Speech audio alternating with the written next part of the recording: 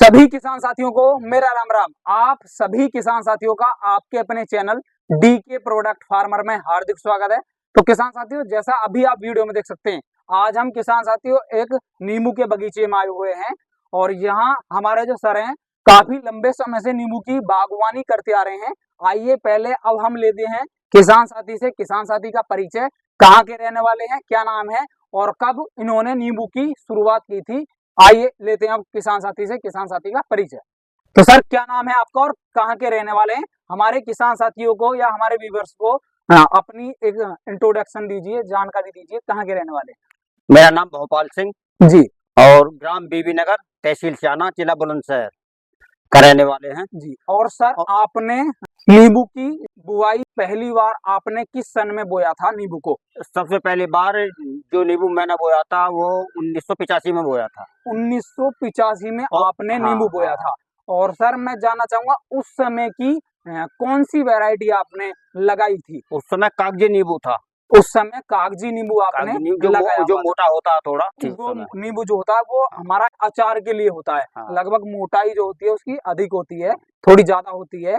तो सर, लगभग उस समय आपने कितने एरिया में नींबू लगाया था? आधा एकड़ में। आधा एकड़ में आपने उस समय नींबू लगाया था। तो सर, उस समय और आज के इस समय में कौन कौन सी वेराइटियों को अब तक आप यूज में ले चुके हैं और इस समय आपने कौन सी वेराइटी लगाई हुई है? जो कागजी नींबू था उसकी डिमांड मार्केट में थोड़ी कम थी। जी जी। इसीलिए इसके बाद में जो छोटा नींबू है, जिसे जी। देसी नींबू टाइप जो है, जी जी। उसकी वैरायटी हमने ली। कुंभकाट वैरायटी है। अच्छा, इस कुंभकाट समय 12 मासी वैरायटी है और इसमें शुरू होने के बाद में जून जुलाई से शुरू होती है और पूरे दिसंबर जनवरी तक चलती है। फिर ये कुंभकाट वैरायटी है, कुंभकाट नींबू की 12 मासी। और सर का जो नींबू है, आप किसान साथियों देख भी सकते हैं, काफी छोटे छोटे फल और साथ में हमारा जो फूल है वो भी हमारे किसान साथियों इस समय आ रहा है। तो सर, मैं जानना चाहूंगा अब इस समय कितने एरिया में आपके पास में नींबू है? हमारे पास में 1 हेक्टेयर नींबू है इस समय। इस समय 1 हेक्टेयर। और हमारे जो भाई हैं जी जी, उनके 2 हेक्टेयर उनके पास में है। और उसमें भी सर आपने यही वेरायटी लगाई हुई है? हाँ, सब में यही वैरायटी, सभी में यही वेरायटी है। तो सर, मैं ये भी जानना चाहूंगा अभी जो आपका ये पौधा है लगभग कितने वर्ष का पौधा हो चुका है? ये तो 4 वर्ष का पौधा हो गया। 4 वर्ष का पौधा हो चुका है। और सर, मैं जानना चाहूंगा एक पौधे से लगभग कितना हार्वेस्टिंग कर लेते हैं एक वर्ष में? मतलब पिछले 4 वर्ष से जब आप करते आ रहे हैं एक वर्ष में एक पौधा जी 50 किलो तक नींबू दे देता है। एक वर्ष में एक पौधे 50 केजी तक नींबू दे हाँ, देता है। और सर, मैं ये भी जानना चाहूंगा अभी आपने अधिकतम या कम से कम कितने रुपए किलो तक बिका है और हाईएस्ट कितने रुपए किलो तक आपका बाजार में नींबू जाता है? कोरोना काल में तो 250 रुपए किलो तक भी बिका था। अच्छा। लेकिन आमतौर पर जी इस समय लेके 100 रुपए किलो से और नीचे में 20 रुपए किलो तक बिकता। जी जी। सीजन के मांग के और उसके अनुसार, मौसम के अनुसार जाड़ों में सस्ता हो जाता है, गर्मियों में इन दोनों में महंगा हो जाता है। हाँ, तो हाईएस्ट जो सर ने बताया 250 रुपए केजी तक भी सर का नींबू गया हुआ है। और कम से कम की यदि बात करें तो 20 रुपए केजी से कभी कम नीचे रेट आता ही नहीं है। तो किसान साथी, इतनी अच्छी डिमांड भी है नींबू की। और सर, मैंने सुना था या आपसे जैसे पीछे बात चल रही थी तो आपने पिछली वर्ष सुना है मैंने, क्या आपने अचार भी कुछ बेचा है? तो लगभग कितने किलो या कितना अचार नींबू का बेचा है? जाड़ों में जब डिमांड कम हो जाती है नींबू की, ज्यादा सस्ता हो जाता है, 20 रुपए से नीचे आने की संभावना हो जाती है, तो उसका फिर अचार डाल देते हैं। अच्छा, आप अचार के सारे पॉट्स जो बर्तन हैं, मसाले हैं, सब वहीं फार्म पे ही रखते हैं और वहीं फार्म पे नफरी लगा के उसका अचार डाल देते हैं। जी जी। और अचार की सप्लाई मेरठ और दिल्ली होती है। मेरठ और दिल्ली होती है और 120 रुपए किलो जी वहाँ अचार चला जाता है हमारा। 120 रुपए किलो तक अचार सर का जाता है। और किसान साथियों, एक हमारे किसान साथी ने सीख दी है, जाड़ों में जब डिमांड कम होती है और रेट नहीं मिल पाता तो हमारे किसान साथी उस समय नींबू का अचार भी डलवा लेते हैं अपने फार्म पे ही और फिर इसको दिल्ली और मेरठ बेचते हैं, या इनकी डिमांड है इतनी जो दिल्ली और मेरठ जाता है। और 120 रुपए केजी हमारे किसान साथी का अचार भी बिकता है। और सर, मैं जानना चाहूंगा जो हमारे कुछ किसान साथी नए अगर पौधे लगाने के इच्छुक हैं या उनको बागवानी करनी है तो उनके लिए जो हम मिट्टी तैयार करेंगे उस समय क्या क्या चीजों का ध्यान हमारे किसान साथियों को रखना चाहिए और बेसल डोज में क्या क्या देना चाहिए? पौधा ट्रांसप्लांटिंग करने से पहले मिट्टी की पहले जांच होनी चाहिए जी।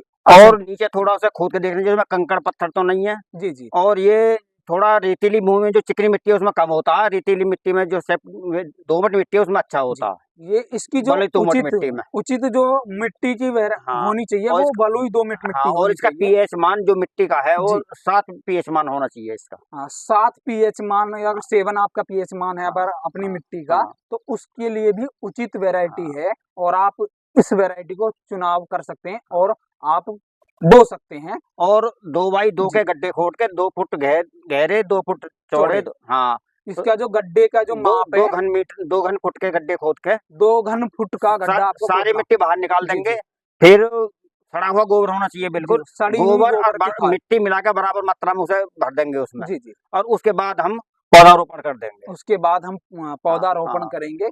और सर कोई ऐसा डीएपी या कोई भी जैसे डीएपी बीमारी के लिए नहीं, कुछ ऐसा, शुरू में कुछ नहीं डालना अच्छा शुरू में कोई ऐसी खाद हमको ना, कोई खाद नहीं रासायनिक डालनी। खाद कोई नहीं डालनी हाँ। है।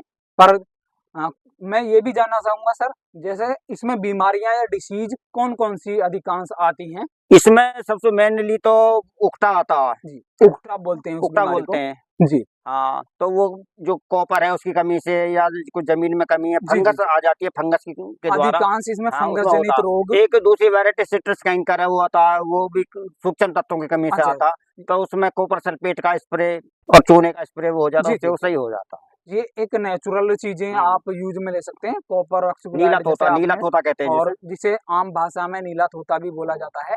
और किसान साथियों नीला तोता में अधिकांश मिलावटें देखने को मिलती हैं बाजार में। इस तरह का नीला तोता मिलावटी ज्यादा अधिकांश मिलता है। पर बताया ये जाता है अगर नीला तोता हम डिली वाला या साबुत लेंगे उसमें अच्छा मिलावट की होता है। संभावना कम है। उसमें पंसारी के यहाँ मिल जाता जी है जी नीला तोता, वो कॉपर सल्फेट बोलते हैं उसे। अच्छा जी कॉपर सल्फेट हाँ हाँ उसमें जो उसका रासायनिक हाँ नाम है। हाँ। और कितनी मात्रा अगर एक पौधे को अगर मैं आपके रेशो से जानूं तो वर्ष जो के हिसाब से?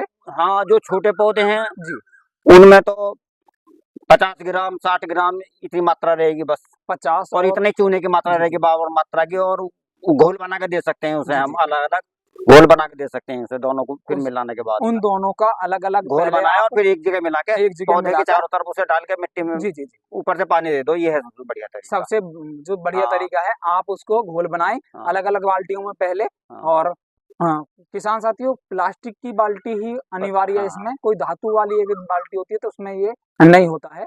अगर प्लास्टिक की बाल्टी है आप अलग अलग उन दोनों चीजों को घोलें और उसका जो पानी होगा उसको आप फिर पौधे के जड़ के मतलब पास में हमको देना होता है। और एक इसमें जी ये बड़ी बात है, इसमें आजकल हम जो परेशानी है बंदरों से, नीलगाय से, जी जी देसी जी गाय से, इनसे बहुत ज्यादा दिक्कत आ रही है। इसमें ना बंदर आता है ना नीलगाय कोई नुकसान करती है ना देसी गाय नुकसान करती है।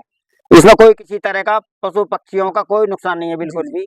तो किसान साथियों एक हमारा जो आवारा पशुओं से नुकसान हमारे देखने को मिलता है हर फसलों में, तो ये एक ऐसी क्रॉप भी है जिसमें हमारा आवारा पशुओं से कोई भी नुकसान नहीं देखने को मिलता, क्योंकि इसमें किसान साथियों कांटे होते हैं और कांटे की वजह से हमारे कोई भी पशु इसको नहीं खाता है, ना ही इसमें बंदरों का अटैक होता है। कुछ जगह बंदर भी अटैक कर देते हैं।